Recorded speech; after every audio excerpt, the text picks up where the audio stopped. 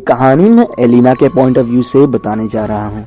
मेरी दादी की तबीयत खराब होने के कारण मेरे मॉम और डैड उनसे मिलने जा रहे होते हैं और उनको जाने आने में मिनिमम 5 से 6 घंटे लगने वाले थे और मेरा एक बहुत ही इम्पोर्टेंट एग्ज़ाम भी था, इसीलिए मैं नहीं जा पाई। लेकिन मैं घर में बैठ के वीडियो गेम खेल रही थी, तभी मुझे याद आया कि मुझे पढ़ाई कर लेनी चाहिए, नहीं तो मैं फ़ेल हो सकती हूँ। तो मैंने अपने कान में हेडफोन लगाए और पढ़ाई करना शुरू कर दिया। और तभी मुझे बहुत ज़ोरों की भूख लगने लगी और मैं फ्रिज में जाके खाने के लिए कुछ खोजने लगी और तभी मुझे आवाज़ सुनाई देती है कि कोई डोर नॉक कर रहा है। और फिर मुझे पता था यहाँ पे मेरे मॉम डैड तो है नहीं, तो मैं बाहर की तरफ चेक करने लगती हूँ तो मुझे एक 16 साल की और एक 10 साल की लड़की दिखती है जो फटे पुराने कपड़ों में थी और वो बार बार डोर को नॉक कर रही थी, लेकिन वो मुझे काफ़ी ज़्यादा अजीबो गरीब लग रही थी। तो मैंने उनसे कह दिया कि कौन हो तुम लोग, और घर में कोई नहीं है, ये बोल के मैंने उनको जाने के लिए कह दिया, लेकिन वो और ज़ोर ज़ोर से डोर नॉक करने लगे। फिर मुझे डर लगने लगा और मैं जल्दी से अपना स्नैक्स को फेंक के भागने लगी और अपना डोर लॉक कर दिया। और डोर नॉक करने के बाद मैं बिस्तर के नीचे चली गई और मुझे याद आता है कि हमें पुलिस को अभी कॉल करना चाहिए, लेकिन मुझे याद आता है कि मेरा फ़ोन तो किचन में ही रह गया। मेरे तो आंसू निकल रहे थे और मैं रोने ही वाली थी, तभी मेरे मॉम डैड के रूम से बहुत ही ज़्यादा ज़ोर से आवाज़ आती है।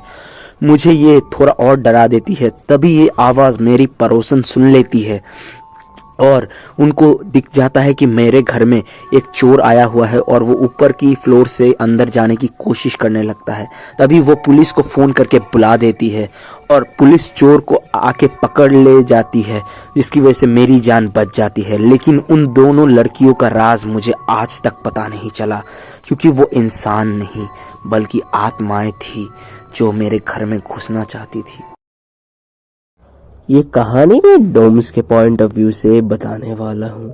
दोस्तों, मेरे पड़ोस में एक बहुत ही ज़्यादा मोटी सी लड़की रहती थी, जिसको मैं बचपन से देख रहा आ रहा हूँ और वो मुझे पहले तो अच्छी नहीं लगती थी, लेकिन बाद में उससे बात करते करते मुझे वो पसंद आने लगी। इसीलिए एक शाम मैंने उससे डिनर के लिए अपने घर में इनवाइट किया और उसने एक रेड कलर का टॉप पहना हुआ था, जिसमें वो काफी ज्यादा खूबसूरत लग रही थी। फिर मैंने उसे घर के अंदर बुलाया और आकर उसको सोफे पे बिठाया और पूछा कि तुम कौन सी मूवी देखना पसंद करोगी।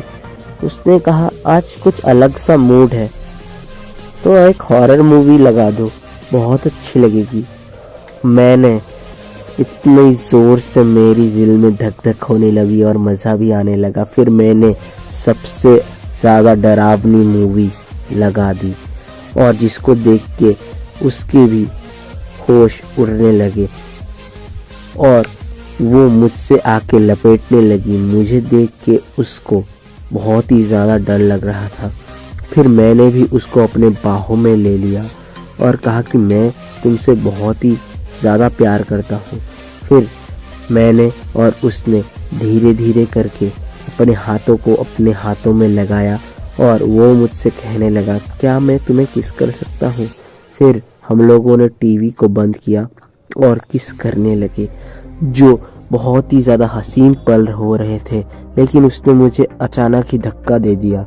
मुझे पहले तो ये थोड़ा समझ नहीं आया, लेकिन उसने कहा कि मैंने एक काली परछाई को वहाँ से जाते हुए देखा है। मुझे काफ़ी ज़्यादा गुस्सा आने लगा, क्योंकि मैं और उसके अलावा इस घर में कोई नहीं थे। मैंने उसे ये बात समझाई, लेकिन उसने फिर भी मुझसे कहा कि यहाँ पे कोई ना कोई तो है, कोई साया अभी यहाँ से गुजरा है, जिसको देख के मैं उसको फिर से चूमने लगा और फिर से उसने मुझे धक्का दे दिया। इस बार मैंने उससे कह दिया अगर तुम्हें मैं पसंद नहीं हूँ तो मुंह पे कहो, ये बार बार साये की बात क्यों कर रही हो। और फिर उसने मुझ पे गुस्सा करके वहाँ से जाने लगी और मैंने भी उसको बातें सुना दी। मैं तुम्हारे जैसी लड़की पे अपना टाइम वेस्ट नहीं कर सकता, निकल जाओ मेरे घर से।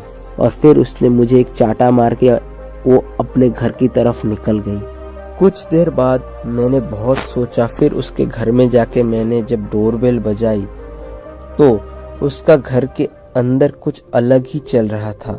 मैं उसके घर के अंदर जाने लगा, लेकिन कोई भी गेट नहीं खोल रहा था। मैं चुपके से गेट को खोल के उसके रूम के अंदर गया और बोलने लगा कि मैं तुमसे माफ़ी मांगता हूँ, जल्दी से दरवाज़ा खोलो। मेरा दिमाग पूरा ख़राब हो गया था, लेकिन अंदर से कोई भी आवाज़ें नहीं आने लगी। फिर मैंने जब दरवाज़ा खोला तो देखा कि यहाँ पे बहुत सारे अलग अलग प्रकार की उलझी हुई चीज़ें फेंकी हुई हैं।